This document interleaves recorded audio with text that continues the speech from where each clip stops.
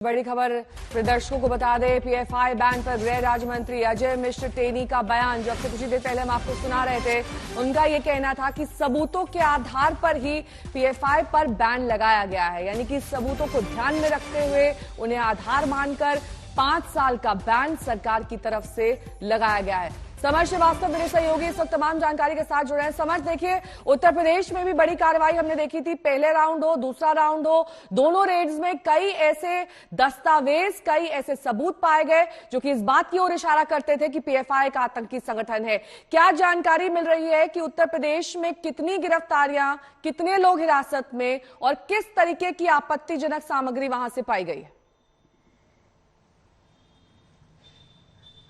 नया देखिए, पीएफआई को लेकर उत्तर प्रदेश में लगातार धरपकड़ जारी थी, फिर वो चाहे सेंट्रल एजेंसी एनआईए द्वारा हो या यूपी एटीएस के द्वारा हो, बाराबंकी हो, मेरठ हो, बुलंदशहर हो, सहारनपुर हो, लखनऊ हो, कोई जिला नहीं छोड़ा गया जहां पर धरपकड़ नहीं की गई। और कहीं ना कहीं जो इनपुट से जो सिक्योरिटी एजेंसी ने दिए थे वहां पर देर रात कहें या अर्ली मॉर्निंग कहें, वहां पर धरपकड़ लगातार जारी रही। कल की जो कार्रवाई हुई इसमें 50 के ऊपर अरेस्टिंग हुई जो पीएफआई के मेंबर्स थे, और आज सुबह होते होते खबर यह आती है कि पीएफआई पर बैन लग जाता है। और अगर आप उत्तर प्रदेश की बात करेंगे नेहा, तो उत्तर प्रदेश वो राज्य है 2019 में जिसने एक सजेशन एक तरह से दिया था, रिक्वेस्ट किया था यूनियन गवर्नमेंट से कि वो पीएफआई पर बैन लगाएं। ऐसा इसलिए किया गया था क्योंकि सीए एनआरसी के जो दंगे लखनऊ में हुए थे, यूपी पुलिस की रिपोर्ट के मुताबिक उसमें पीएफआई का भी कहीं ना कहीं हाथ था, और इतने साक्ष्य यूपी पुलिस के पास थे कि वो ये प्रूव कर सकते थे। और एक रिपोर्ट एक तरह से यूनियन गवर्नमेंट को दी गई थी, पर क्योंकि उतने प्रूफ शायद यूनियन गवर्नमेंट के पास उस समय नहीं रहे होंगे कि वो बैन लगा पाए, इसलिए पूरे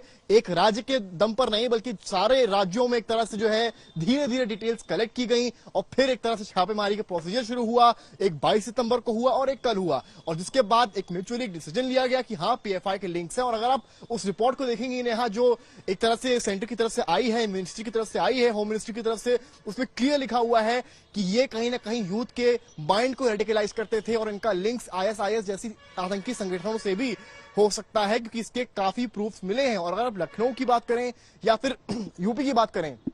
लखनऊ और बाराबंकी से जिनको पकड़ा गया है उनके पास से 3 से 4 मोबाइल फोन्स बरामद हुए हैं, कुछ डॉक्यूमेंट्स बरामद हुए हैं, लैपटॉप्स बरामद हुए हैं। और सूत्रों से हमें पता चला है कि जो डॉक्यूमेंट्स बरामद हुए हैं उसमें कई ऐसे मैप्स थे इंडिया के जो संवेदनशील इलाके थे, जैसे कि उसमें अयोध्या हो सकता है, उसमें वाराणसी हो सकता है। तो ये सारे साक्ष्य धीरे धीरे जुटाए गए, और जो अरेस्टिंग आपकी 22 सितंबर को हुई थी उनसे जब इंटरोगेशन किया गया तो और इलाकों का पता चला कि कौन कौन से सक्रिय इलाकों में कहां कहां वो बसे हैं। और मजे की बात इसमें यह है कि ये एक तरह से स्लीपर सेल की तरह ही काम कर रहे थे पुलिस की माने, तो ये ऐसी जगहों पर रहते हैं कि इनके अगल बगल रहने वालों को बिल्कुल भी अंदाजा नहीं होता है कि हाँ ये पीएफआई से जुड़े हैं।